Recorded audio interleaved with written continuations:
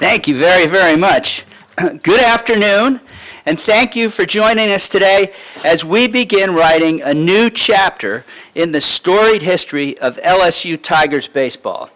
We're extremely excited to welcome Jay Johnson and his wife Maureen into our LSU family. Welcome. We really look forward to celebrating many Tiger wins with you in the years ahead. Jay is a proven leader, a talented recruiter, a dedicated student of the game who is great at developing hitters. He's well prepared to build upon the legacy of our baseball program and lead our Tigers to even greater success in the seasons ahead. I want to congratulate Athletic Director Scott Woodward on making yet another great coaching hire for LSU. I also want to really thank Coach Paul Manieri for all the wonderful memories he's given us over the past 15 seasons and all the work that he's been doing to ensure a seamless transition into the next era of excellence for our baseball program. So thank you again. Welcome, Jay and Maureen. Go Tigers! And now I will turn it over to the person who I think is the best athletic director in the United States of America, my friend and colleague, Scott Woodward.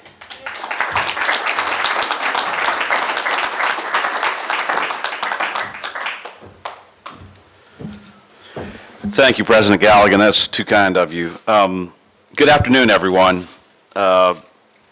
Thank you, and thank you for all of those who are watching here inside Alex Box Stadium. I'm thrilled to welcome our new baseball coach, Jay Johnson, and his wife, Maureen, to LSU.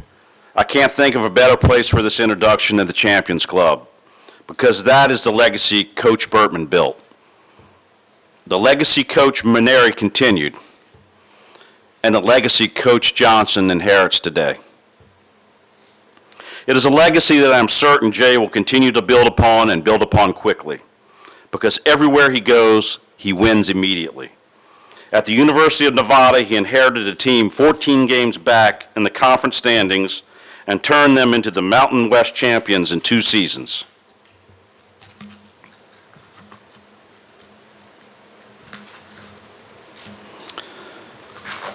I need some of that stickum, Ben McDonald, wherever you are. At the University of Arizona, he inherited a team with 6 winning seasons in the conference in 30 years and brought them to the College World Series the first year to the final game. And last season, he led the Wildcats to the Pac-12 championship and back to Omaha. That success is not an accident.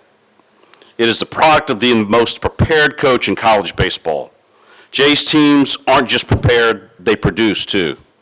Last year, his offense scored more runs than any team in the country.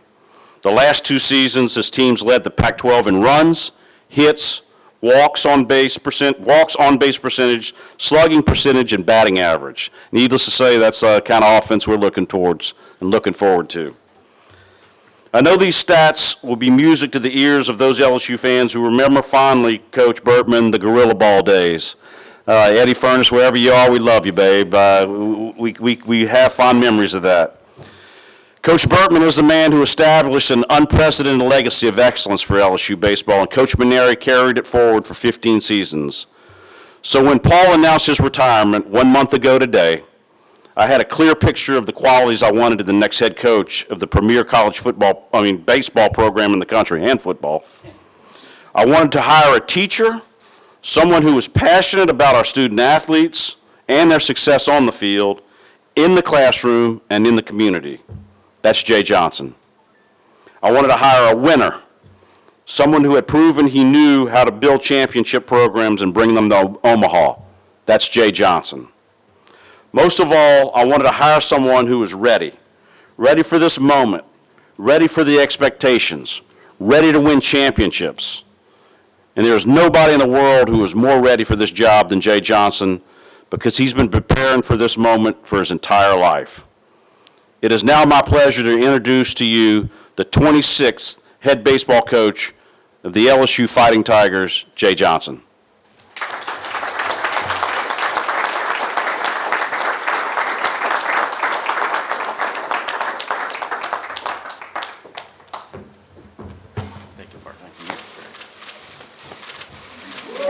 Yeah.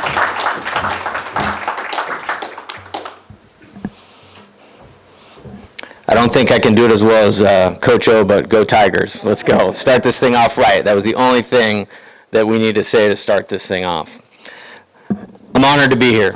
I'm incredibly humbled to be here. And when I think about the 44 years of my entire life, I really believe every day has led me to this podium right now, to this program, and it's beyond a dream come true. I didn't come here for any other reason because this doesn't come along but one time in your life. And I view this opportunity to be the head baseball coach at LSU as the opportunity of my lifetime. Getting started, gratitude is a big thing to me.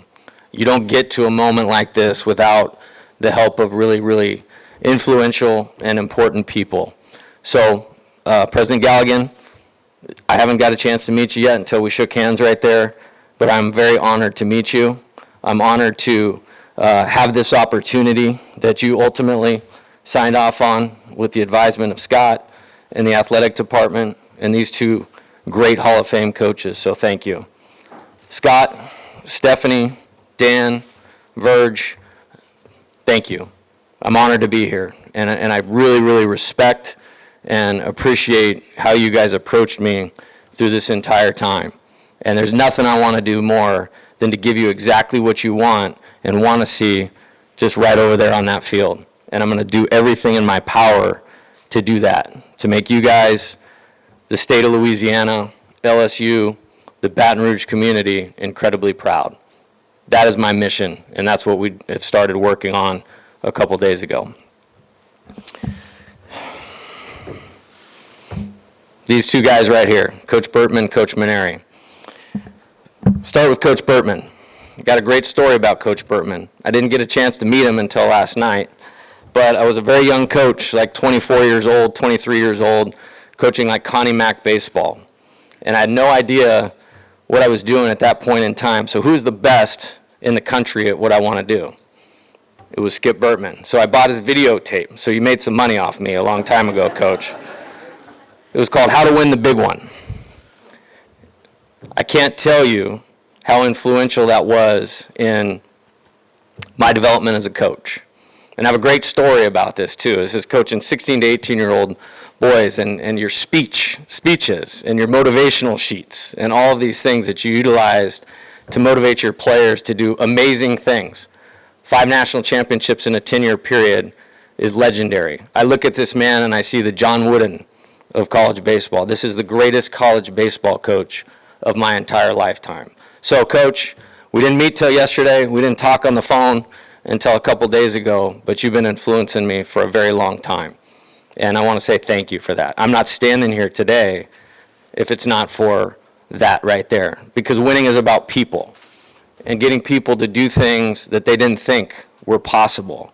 Everybody knows what a good baseball player looks like. They can see it. It's tangible. You can touch it. You can put it on a radar gun. You can look at it with pitchability. But it's another thing to get that person to really believe that they're important, they have value, and they can become anything that they want to become. So the hold on to the rope story was told in a small town in California, like we'll go 2001, so 20 years ago. And I believe that was the start of my journey here. So Coach, thank you for showing exactly how this was to be done. Coach Maneri. So, at 29 years old, at the University of San Diego, probably in June, probably sometime right around this time, Coach Maneri was hired at LSU. And I watched that press conference. And I'm not into that sort of thing all the time. But who's Skip Burtman going to choose to lead LSU baseball back to national prominence? Paul Maneri. And I remember, Coach, that day watching you and thinking about, that's exactly how I want to do this. And it was very clear to me that Coach made the right choice. Another great story about Coach Maneri that I'll never forget. I was at the convention in San Diego, I believe, in maybe 2002 or 2003. And Coach Maneri's speech was, how do you win in cold weather? When it was at Notre Dame. So like, man, I'm coaching in San Diego right now. I can't wait to hear this. You know what I mean? And so Coach Maneri goes up there, and he goes, people are asking me, how'd you do it? And how'd you get to Omaha at Notre Dame? He goes, yeah, it's real simple how to win in the cold. The first thing you got to do is put on a jacket. And he puts on a jacket. And right then and there, that was an example of another man, another leader that really knew exactly how to inspire people, to get to people, and all of those things. Now fast forward 15 years. The day Coach Maneri announced his retirement, the SEC network is on all over the United States, and we had a late game that night. And it was in the afternoon, and Coach was probably up here in the same room talking about retiring. And I watched the press conference for no other reason than I just wanted to hear him talk about his journey, his lifelong passion, where he was at, how he got to that point. And Coach, the class that you displayed in that, it was something that's what I want to emulate on a daily basis. And thank you for setting such a great example. It's a national championship coach that did everything exactly how it needed to be done. At that time, there was nothing on my mind other than getting to Omaha in the College World Series. But I shot Coach a text, and I just said, thank you for being such a good example. This is exactly how I want to do this. And a day later, Coach got back to me, and a week later, they're in the NCAA tournament, in the loser's bracket, lose the first one, got to win 4 in a row. All 3 of us have been in that position before at some point in time and have gotten out of regionals and won regionals. And for your team to do that, thankfully my team won in 3 games on Sunday, so I got to watch the Tigers on Monday night and how you manipulated the pitching. You got the best out of what you had. You guys really rose to the occasion for you that night. That really inspired me. And for you to finish your career that way, being a regional champion, was amazing. And that's a reflection of your leadership. So more than anybody else, okay, these 2 men right here, that's why I call this the honor of my lifetime. Okay, to be entrusted with a program that Coach Bertman built and that Coach Maneri carried on with first class every day that they did it. The only thing better that they are than baseball coaches is incredible human beings. So I'm glad you're both in town. I'm glad I have both of your phone numbers, and it will be used continually as we try to carry on this legacy that both of you guys have done an amazing job building. So thank you guys. Let's give these 2 a hand, please, right here.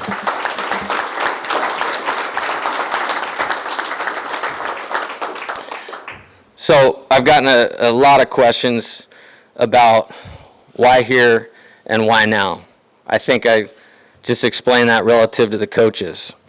But Ben McDonald, Todd Walker, Eddie Furness, Warren Morris, Coach Bertman's guys. You literally couldn't turn on the TV in the 90s and not see that purple jersey running around Omaha. I remember exactly where I was in 1996 when Warren Morris hit the walk-off home run. I was a very average junior college second baseman, and I remember thinking, man, I really wish I was Warren Morris at that time. I remember exactly the walk-off win against Stanford in 2000 to win the national championship, and being down in the 9th inning, and your guys continuing to believe, continuing to push, everything you want as a coach, your players rising to the occasion at the most important time of the game. Again, a reflection of your leadership. And then when I think about Coach Maneri, Ryan Terrio, DJ LeMahieu, Anthony Renato, Alex Bregman, the list goes on. And I really don't want to leave anybody out. But think about those names. And the future players that are going to come to LSU, you can't have better examples of what you want to achieve someday. Everything is possible here. When you talk about Omaha, when you talk about national championships, when you talk about training to become a major league player someday. And the winning and the championships are great, and that's what we're here for. That only happens through elite development. Again, a testament to these 2 men. And that's exactly what we're going to do here, is we're going to develop players. And I'm excited to do that. We've started that process, being on the phone with them, an initial contact, getting to know guys, diving into that from the very first day of school. What they're doing right now in summer ball is all going to be part of the journey to lead them to being the very best player that they can be. These 2 coaches, those players, and every other player that's an LSU alum, all I want to do, as Coach Maneri said, he wanted to make Skip proud. I want to carry that on. And when I feel any great responsibility in this, not to myself, I'm going to work harder than any baseball coach in the country, any coach in the country. Our players are going to be, there's going to be a lot demanded of them. They're going to work harder than any other college baseball team in the country. We're not going to win because it says Tigers across our chest. We're going to win because the heartbeat inside of the player with Tigers on his chest, the head, the decision-making of the player that has Tigers written across his chest, and doing things on a daily basis that are going to going to lead to the improvements that's necessary to be an elite Division I baseball team that's playing their best at the end of the season, that can create opportunities for themselves and then capitalize on them when they have them. A couple other more personal thank yous. My wife Maureen is here. There's often times coaches will talk about their spouse and they understand it. They get it, the lifestyle of a coach. Why a woman would want to marry a high-level Division I baseball coach, they're out of their minds, but she's way smarter than that. She doesn't just understand it, she makes our program better. And as you guys get to know her as a community, our team, I have the best wife in the world to help me do my job at the level that it needs to be done to put LSU exactly where we all want LSU baseball to be. So, Maureen, thank you.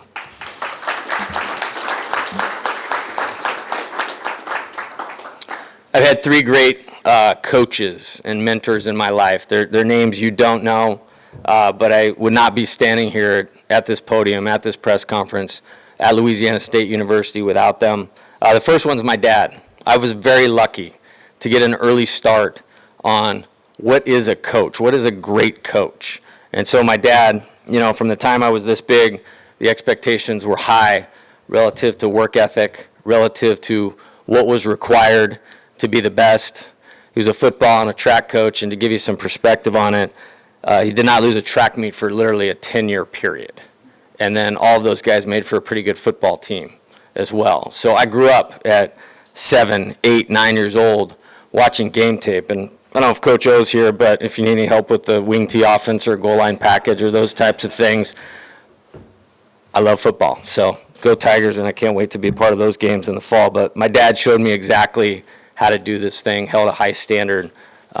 So that's all I've known for my entire life, which has led to preparation for an opportunity like this. Scott Sarver was my college coach, and I was a very, we'll call it, average player. Did things well a lot of the time, did things not so well sometimes, but he saw something in me and gave me an opportunity from playing career is over to immediately coaching. And at 23, 24 years old, run out to third base, run the offense, go recruit, figure out ways to get better players. And I didn't approach that job like I was at an NAIA school. I approached it like I was at LSU. And I got to learn. I got to develop. I got to make mistakes. I got to see what worked. And was a really, really key piece in time in my development. So I wanted to talk about that. Thank Coach Sarver. After I was the head coach at Point Loma, I made the most difficult decision, in my opinion, in my coaching career to go to the University of San Diego and coach for a man named Rich Hill and have the opportunity to be his associate head coach at the University of San Diego. And I got an 8-year crash course in exactly how an elite Division I baseball program should be run. When you talk about teaching, motivating, developing, how you treat your players, how you hold them accountable, and all of that did the most important thing it could do for me to get to a point like this, which is it showed me how to do it. I was given great autonomy to do my job within the program like I was a head coach. And the greatest compliment I got from Coach Hill is, you're not like everybody else. You did this for 8 years like this was your program. So the example, the opportunity to fail, the opportunity to succeed prepared me for when I went to the University of Nevada and the University of Arizona. And Scott mentioned the quick turnarounds. There's a blueprint to that, which I'll talk about briefly. But those three men I owe my coaching career to. Probably the most important, not probably the most important product that any coach, and the most impressive product that will be in our program will be our players. And I've been very blessed at 4 different schools to have players of elite talent, of elite competitiveness, and of elite character. And the same thing will be demanded of the LSU Tigers baseball team at a high level. I can't wait to get started and to be in the locker room and look them in the eyes and talk about the expectations, not of winning, but what it takes to win. Because you guys will be here on a Friday night in a 1-run game, and we're going to find a way to win that game. But that game will be won on the practice field, in the weight room, in team meetings, in individual meetings, by doing the right thing on a daily basis. And the improvement will come out and put us on top of a 4-3 game. And you guys will be on your feet cheering, okay, being very proud of what you're seeing, of a team that's at its best when its best is needed, which John Wooden defined competitive greatness that way. I get asked all the time, how are you going to do it? Okay, it's LSU, okay, expectations, all of those types of things. That's why I came here. You stare challenges in the face, and you go do it. Here's how we're going to do it. We're going to recruit. What does that mean? Okay, we're going to sell a vision of the elite college baseball program in the country where anything is possible. You get a chance to be the next Warren Morris at the plate in the 9th inning of the College World Series and come through. You get a chance to be the next Alex Bregman. Everything is possible here. Not easy. Every day will matter in terms of building you to that point in time. And at that point in time, you'll be ready when that is what's called for. What does that look like? That looks like a player of elite talent, elite character, with a work ethic unknown to mankind, because that's what's going to be required to be successful in our program. Development. There's no better place. And I walked in the room over here the other day with looking at all the major league jerseys. Every player out there that's a 15, 16, 17, 18-year-old player that's looking at the elite programs across the SEC, across the country, wants to be a major league player. If you are listening right now, there will be no better place for you to develop to achieve your dream of being a major league player someday. With that being said, you'll be required to be an elite teammate, an elite person. And combining those things together, there's no limit to what you can accomplish. Recruit, develop, win. And I know what that means to you. It means the same thing to me, but it means something else. What is important now? We can't go to Omaha today, but our players out in summer baseball can be doing something that can move us in that direction. Our players that are in the weight room or summer school can be doing something today that is moving us in that direction. When we get to September 1st and we're on the field and 4-on-1s or skill work, we're going to be doing something to move us in that direction. And where we're at that day is the most important day. You stack up a lot of those days, and then you can start talking about Omaha, Nebraska, and national championships. But you have to earn the right to do that. And every day, we're going to be building this program to do that by focusing on what is exactly in front of us at that point in time. And then you have to repeat it. LSU is not going to win championships because of things that happened in the past. LSU is going to win championships because of the decisions everybody involved in the program, our administration, our coaching staff, our players, our support staff, our fans, are all united, all aligned, doing the things that they need to do to ensure that happens. So recruit, develop, win, what's important now, and then we constantly have to be repeating that process. What is my goal? My goal is when you look out on that field at Alex Box Stadium, there's a brand of baseball that everybody in this state, in this community, associated with this university is incredibly proud of. You know what that looks like. You've seen it. No program in college baseball has seen it on a more consistent basis than LSU. And all I want to do is pour my life into continuing that. So without anything else, I couldn't be more excited to be here. Thank you, Scott, again for the opportunity. And this state, this university is going to get everything that I got. And the same thing out of our players, and go Tigers.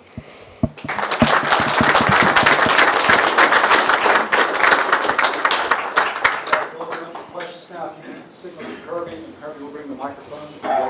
against you? And also, if you would just identify yourself so Coach can get to know you guys. Yeah, Ron Higgins, TigerBait Magazine, TigerBait.com. Coach, how quickly do you expect to name a staff? How far along are you on that? Yes, absolutely. Working very diligently with that.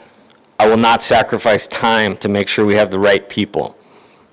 The most important people in influencing the players that we all want to play great, be great students, and be great people is the coaching staff. And we spend more time with them than their own families.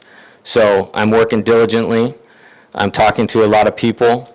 It is not a narrow search because it's too important to get that right. We need we need a staff that can recruit at an elite level, meaning evaluating talent, evaluating players that are worthy of playing on this field, that have the makeup, character, and ability to do that, and do it in a way that's going to help us win championships. And that's a skill that has to be developed. And then from a development standpoint, finding a pitching coach, finding an assistant hitting coach they want to put their trust in to be developed so they can achieve their dream of being a major league player. And while they're on the way to be a major league player, they're helping LSU win a lot of baseball games. So we're working as fast as we can to get the right person. Hey, Coach, congratulations, Glenn Thank you. West with LSU Country. You mentioned you've talked to a couple of the players already that are on this team. I'm just curious what your impressions are of the roster that you've inherited and just, the relationships you're already starting to build with these players. It's a great question. This is LSU. This is the place in college baseball. I've viewed LSU as college baseball, so it's exciting either way. And, Scott mentioned the previous stops that I went, and at the time, all of those were rebuilds. I look at this as a reboot. And I say that because Paul and his staff did a really nice job of bringing in talent.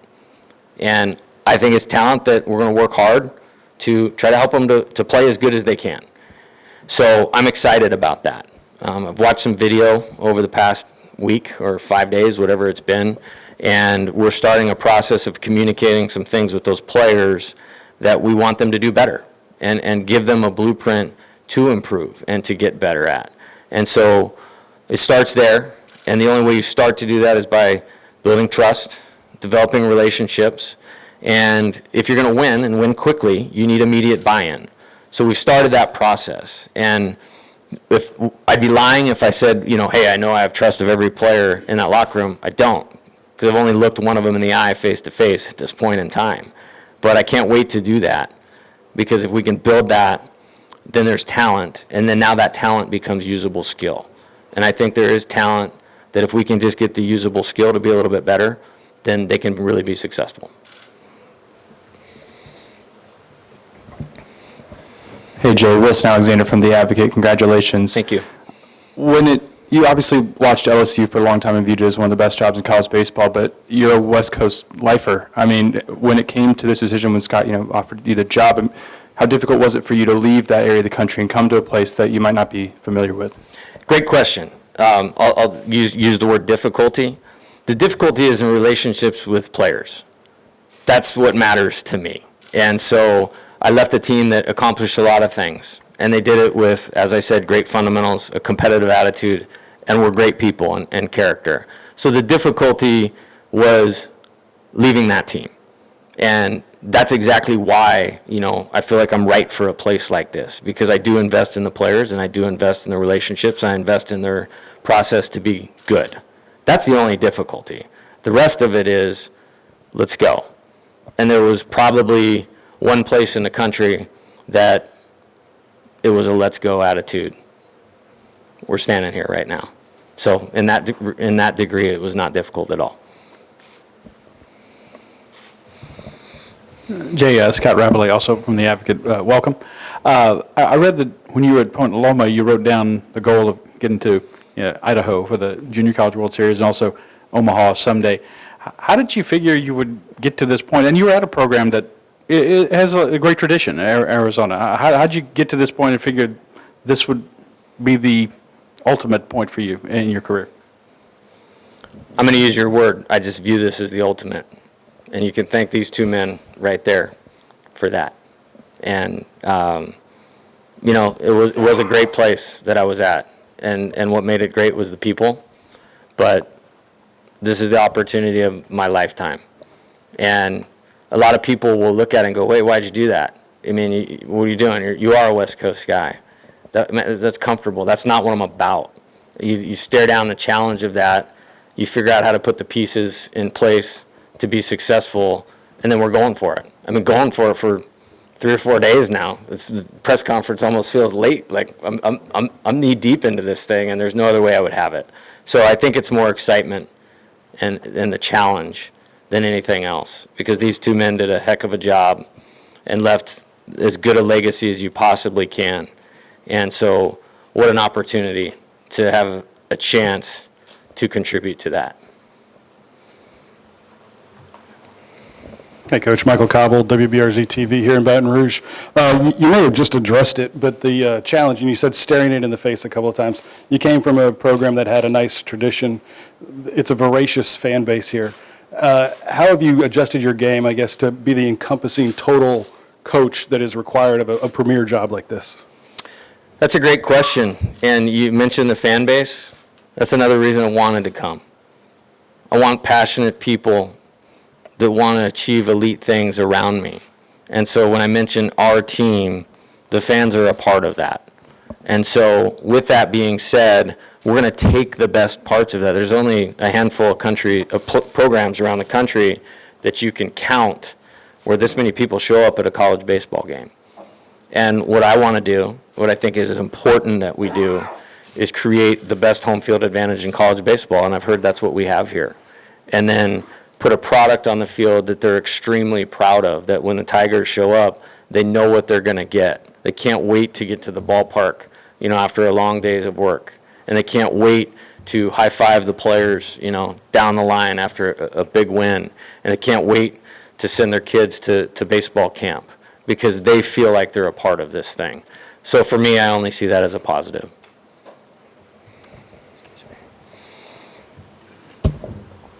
Hey, Coach. Kevin Baptiste, WFB TV here in Baton Rouge.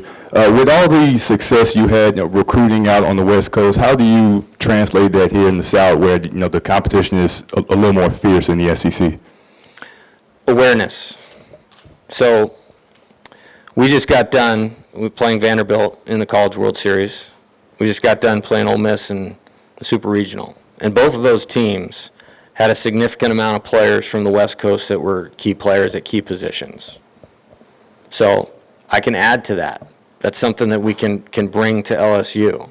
And my connections and contacts will do that.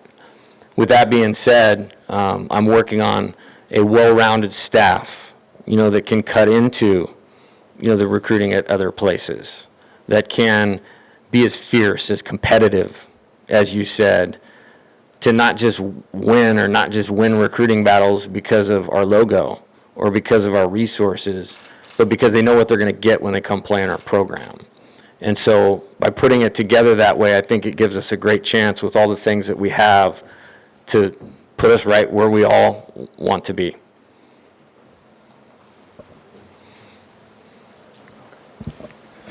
Jay Wilson again. You take over, and there's sort of a little bit of time before transfer portal stuff and the Major League Draft coming up, which is obviously a huge event for college baseball as well. What's sort of your plan over the next few weeks and how you intend to approach all that happening in a very short period of time when you're still setting up your staff and all those things? Yeah, you go. Okay, so what does that look like? It's announced, contract signed. I got on the phone, reached out to the roster. Don't have a ton of answers or all of the answers for those guys at this point in time, but start to develop a foundation and relationship of trust. July 1st, relative to the transfer portal, I want to be fair. I want to give players an opportunity to figure out what is the best opportunity for them. So there's been a lot of communication, figuring out scholarships, roster, all of those types of things. And so I spent a lot of time in doing that. The staff right now is important. It allows me to go slow with it. Okay, because I need to focus on the players. If we're going to get to the College World Series, if we're going to win a national championship, it's because of the players and the roster. So I'm spending 24 hours a day managing that at this point in time, and it's exciting. It's a really good challenge. And like I said, there's really good players that are in this program right now that have the opportunity to improve. And something that I've always really wanted to see out of the players in our program is that their second year, you see improvement. Their third year, you see improvement. And at a place like this, some of them are going to be ready to go to professional baseball after that. And another thing I love about LSU, and Paul has done a great job of this, and I'm sure Skip did the same, is because this is so special, those guys want to come back for another year, a fourth year, because minor league baseball, this isn't minor league baseball. This is Yankee Stadium of college baseball. And these guys, and I've talked to some of them. I had a face-to-face meeting with a player last night, 11 o'clock at night. And he was driving by the stadium. I happened to call him, and I was like, well, why don't you come by? And a player that's really struggling with, hey, do I go now? Do I stay? And that's because of what we have here.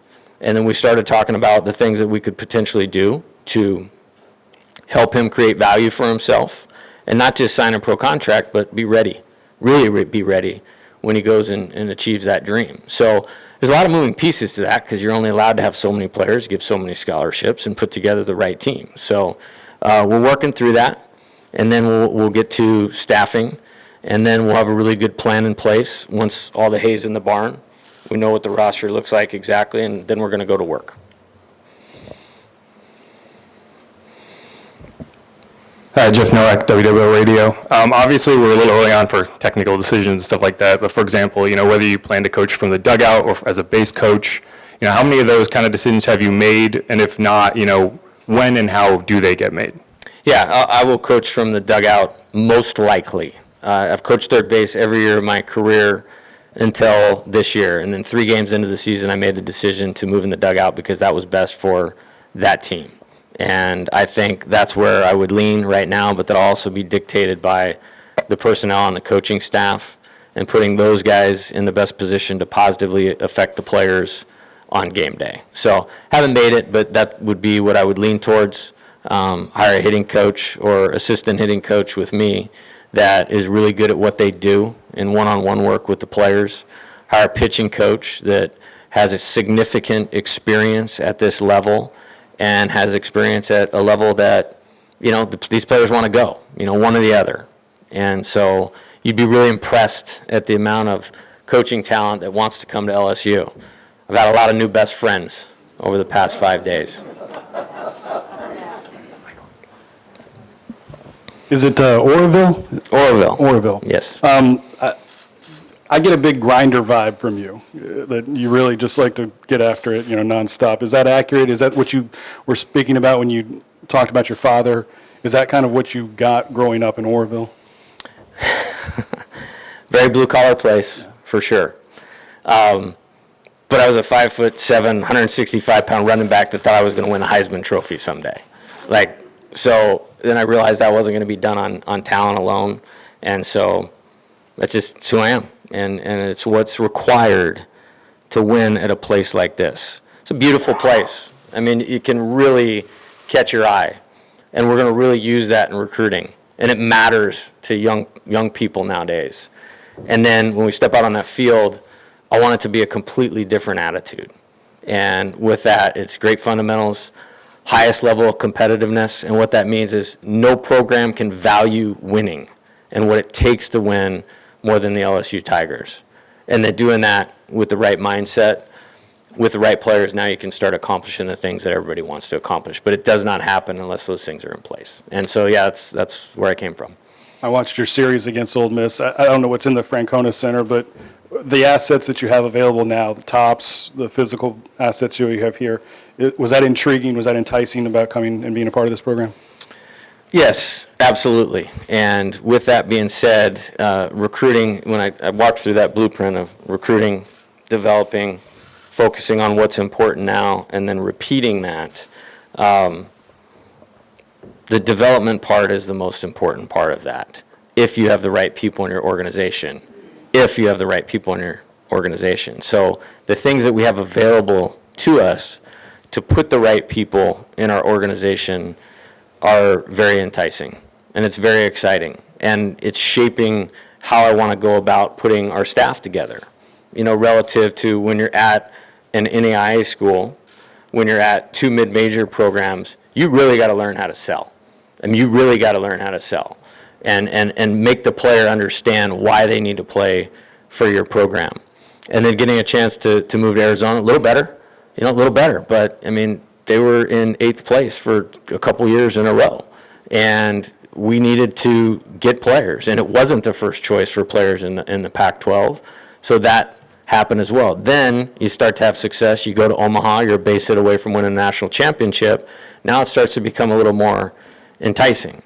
So for me, it's about putting the pieces in place for recruits to understand, yes, you have all of this. Yes, it really catches your eye. Yes, it is special. I want them to feel what it's like to be out on that field if a recruit comes and watches a game and go, there's no place in the country that I'm going to go other than there, because that's what I want. I want all of that to be in place, and then I want them also to say, like, I want to go play for those guys. I want to entrust those guys with my development. Hey Jay, this is Glenn West again. Your teams have a long history of being able to hit the ball well, and I'm just curious as to the philosophy that you've developed over your coaching career and how you've had so much consistency with your teams in hitting. We're asking our players to develop through work ethic, all of those types of things. And as a coach, I require the same thing of myself. I'm standing here today because I'm a better coach than I was 2 or 3 years ago, or 5 years ago, or 10 years ago. And when I was hired as an assistant coach at the University of San Diego, I had 2 jobs: recruit, get the best players we can, and develop the offense to score as many runs as we possibly can. And that was a great laboratory for me to dive into that and say, this is my area. So I want my area of the team to be the best part of the team. And that was a challenge because we actually had some major league pitchers on those teams as well. But I think in how I dive into running a program now, I was afforded an opportunity to really figure out offensive baseball. And then what does your team need to do and what it's rooted in. And I have some very strong beliefs in terms of mechanics, in terms of vision, in terms of at-bats, in terms of what we call moving the offense. And every day of our practice sessions, or I call training sessions, is geared towards players improving so game day shows up and they know exactly what to do.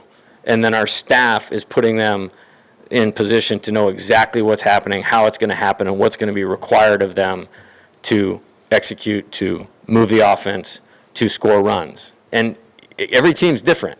In 2016, we led the country in sacrifice bunts. That's how the team was built. This year, it wasn't going to happen a lot because somebody was going to walk and somebody was going to hit a double.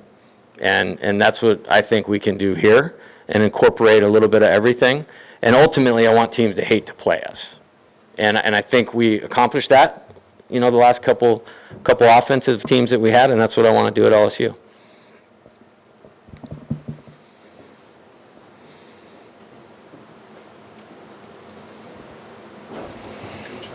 Thank you.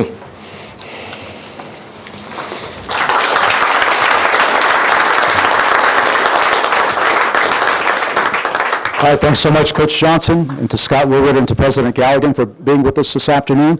Those of you who are outside in the stadium, just sit tight for a few moments, and just a little bit, Coach will be outside, and we'll start the question and answer session in the stadium. So that will be going on in just a few moments. Those of us here in the Champions Club, if you guys want to exit